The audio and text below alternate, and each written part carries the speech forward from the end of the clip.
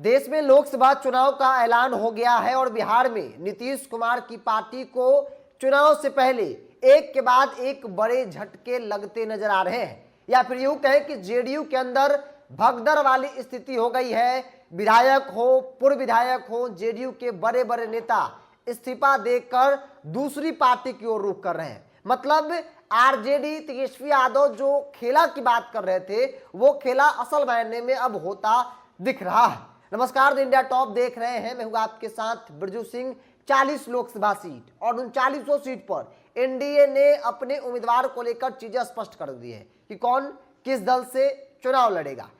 India गठबंधन पूरी रणनीति के साथ तैयारी कर रही है, लेकिन इन सब चीजों के बीच जनता दल यूनाइटेड नीतीश कुमार की पार्टी को एक के बाद एक झटके लग रहे हैं, मानो जेडीयू के अंदर भगदड़ वाली स्थिति हो गई है। देखिए, ऐसा हम क्यों कह रहे हैं। सबसे पहले आप कल रात वाली तस्वीर को देखिए, जब बीमा भारती रुपौली से जेडीयू विधायक पार्टी से इस्तीफा देती हैं और तुरंत तेजस्वी यादव की आवाज जाती है, वहां पर आरजेडी की सदस्यता लेती है और कहती है कि भाई पूर्णिया से चुनाव लड़ेंगी।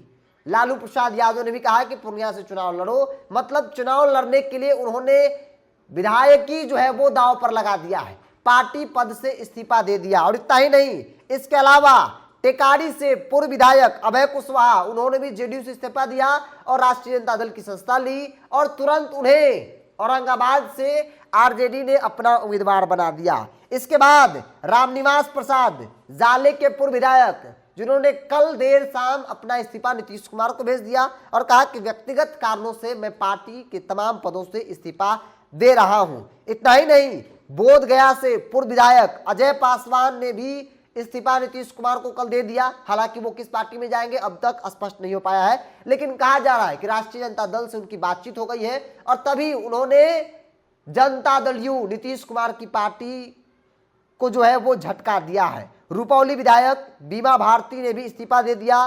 कल देर शाम वो तेजस्वी यादव से मिलती है, पार्टी की सदस्यता लेती है और कहती है कि अति पिछड़ों का सम्मान नीतीश कुमार की पार्टी में नहीं है, एनडीए गठबंधन में नहीं है, इसीलिए मैं उस पार्टी से दूरी बना ली, पार्टी के तमाम पदों से इस्तीफा दे दिया और आरजेडी ज्वाइन कर ली। देखिए, जब इन नामों की चर्चा हो रही है तो वो नाम जो कुछ दिन पहले खूब चर्चा में आई थी, वो भी लोगों को जुबान पर आ गई है कि इसके अलावा वो लोग भी आरजेडी में आ सकते हैं, नीतीश कुमार की पार्टी को झटका दे सकते हैं। याद कीजिए, जब बिहार में एनडीए की सरकार बन रही थी, फ्लोर टेस्ट, और उस फ्लोर टेस्ट से पहले जेडीयू के विधायक रेंज से बाहर हो गए थे, नीतीश कुमार के पकड़ से बाहर हो गए थे, जिसमें एक नहीं कई नाम थे, जिसमें से एक नाम बीमा भारती भी थी। बीमा भारती कहा गया कि तेजस्वी यादव के साथ उनका डील हो गया, हालांकि डील क्या हुआ अब चीजें स्पष्ट हो गई है। उसके अलावा डॉक्टर संजीव परबत्ता से विधायक है, वो भी बागी हो गए थे। हालांकि उन्हें किसी प्रकार से पुलिस जो है पकड़ कर लाती है, विधानसभा ले जाती है और तब जाकर वो थोड़ी देर के लिए जरूर